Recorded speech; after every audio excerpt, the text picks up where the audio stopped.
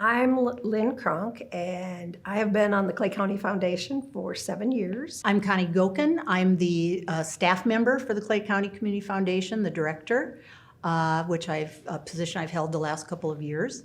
Our impact grant was sort of an outgrowth of us just revamping our entire grant process.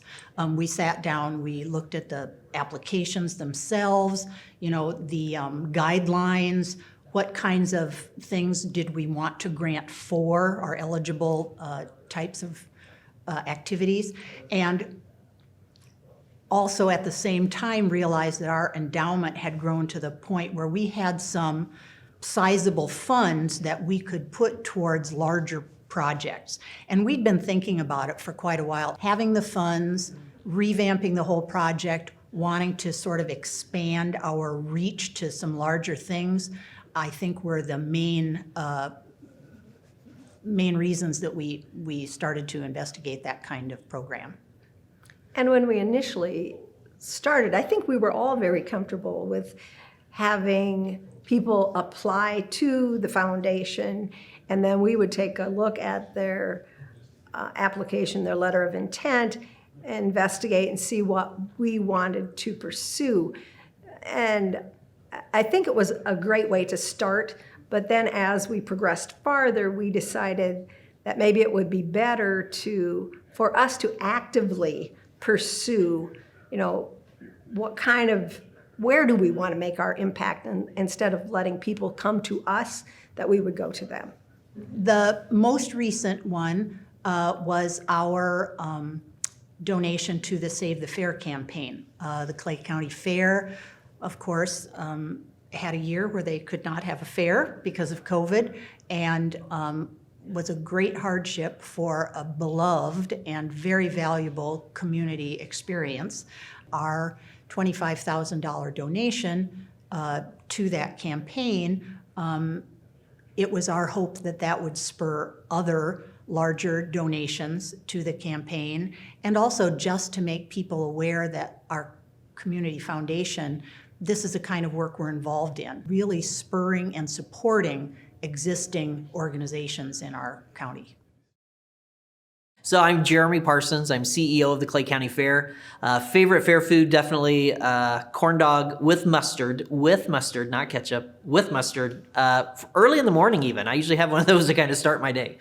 One of the fascinating things here in a community of 10,000 people, more than 300,000 people show up for 9 days every September to celebrate the largest farm machinery and ag equipment show at any fair in the United States. We've got 800 4-H kids that are exhibit here every year. They come from 4 states. Great grandstand entertainment. It's just, it doesn't make a lot of sense that something this unique and large, especially the second largest tourism event in the state of Iowa, happens in a community of only about 10,000 people.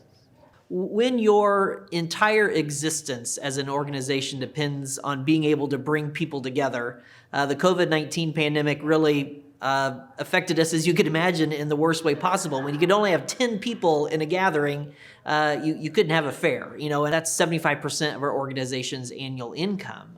You're talking about a $3 million loss not having a fair. So a huge Save the Fair effort was kind of put together, led by a local committee, but really the Kickstarter that really began the whole process was a gift from the Clay County Community Foundation that allowed us to survive to put on a fair in 2021. Right off the bat, we were able to announce that the Clay County Community Foundation was going to match the first giving, and obviously their $25,000 gift went a long way to really get things started. And the day was a huge success, more than $100,000 raised. Again, all started with that $25,000 gift from the Community Foundation, ended with a race of frozen turkeys down the giant slide. So that's really how we celebrated the day.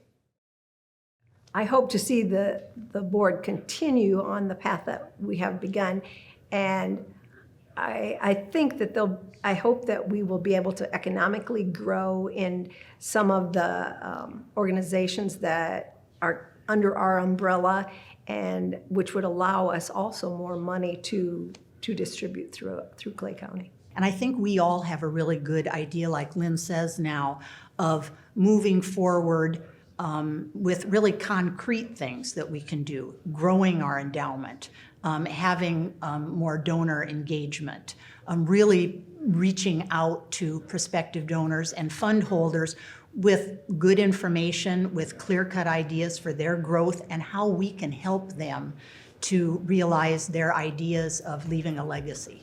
And I think those are the areas that we'd really like to grow in, and I think we will.